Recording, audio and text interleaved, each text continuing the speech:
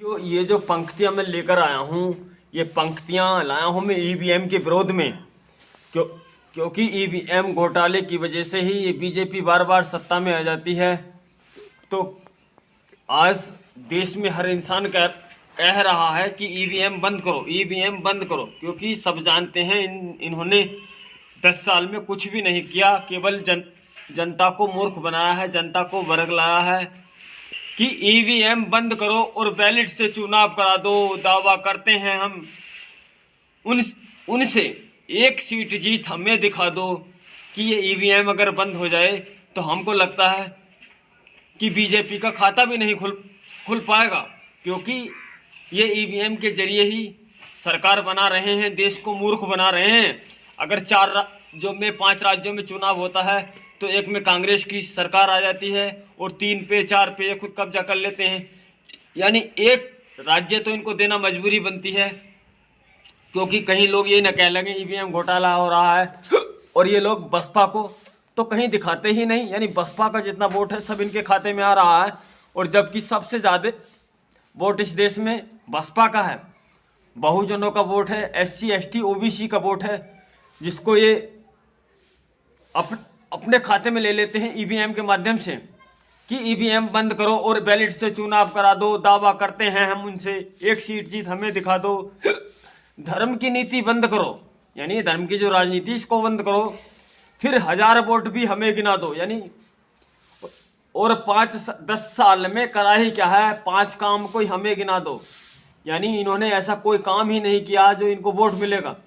या 10 साल हो गए, 10 साल में बेरोजगारी और महंगाई के सिवा इन्होंने दूसरा काम करा ही क्या है। एक लोगों को मरवाने का काम, जात धर्म पर दंगे कराने का काम। यानी इन्होंने ऐसे काम किए हैं जिससे देश की प्रजा को काफ़ी नुकसान हो रहा है। यानी धर्म की नीति बंद करो और 1000 वोट फिर हमें गिना दो, और 10 साल में करा ही क्या है, 5 काम कोई हमें गिना दो। यही गुजारिश देशवासियों, यही गुजारिश देशवासियों, इन ठगियों से देश बचा लो। एक ही पथ पर चले साथ सब, अपनी अपनी लाज बचा लो। यानी साथियों, अगर ये धर्म की जो राजनीति करते हैं, हिंदू मुसलमान की, मंदिर मस्जिद की, अगर इस राजनीति को बंद कर दें और सोचे कि हमको काम पर कितना वोट मिलता है, तो 1000 वोट भी नहीं मिल पाएंगे इनको एक विधानसभा पे, क्योंकि इन्होंने कोई ऐसा काम ही नहीं किया है। इन्होंने बेरोजगारी के सिवा कुछ नहीं दिया है जनता को, और महंगाई के सिवा।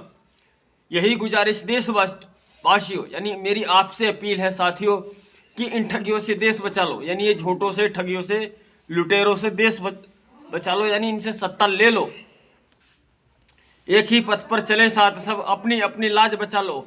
यानी कि अब जो 2024 का चुनाव आ रहा है, वो चुनाव आ रहा है कि यानी हमें जहां तहां अपना वोट न डालकर केवल बसपा के हाथी को अपना वोट दें, क्योंकि बसपा का वोट इस देश में सबसे ज़्यादा है। और ईवीएम आने की वजह से ही बसपा का जो जनाधारी कम दिखाते हैं और मीडिया पे बैठकर झूठ सच बोलते हैं कि बसपा कहीं नहीं रही, बसपा का जनाधार गिरा है। वो गिरा नहीं जनाधार, ईवीएम खा रही है बसपा का जनाधार।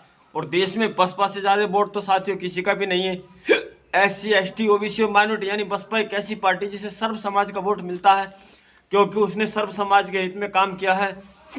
और साथियों, मीडिया वाले हमको हर वक्त बहकाते हैं, कहते हैं कि बसपा की कहीं, यानी बसपा को लगा बड़ा झटका, बसपा हुआ भारी नुकसान, बसपा कहीं नहीं है, सपा है।